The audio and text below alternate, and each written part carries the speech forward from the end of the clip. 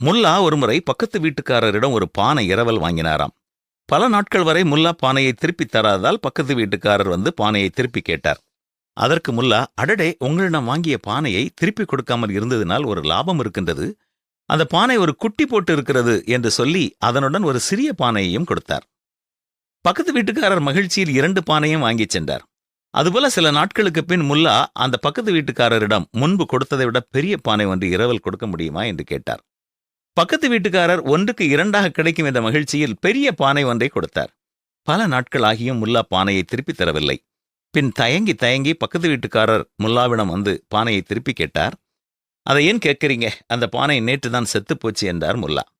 கோபமடைந்த பக்கத்து வீட்டுக்காரர், என்னது, என்னை இழிச்சவாயன் என்று நினைத்தாயா? பானை எப்படி செத்துப்போகும் என்று கோபமுற்றார்.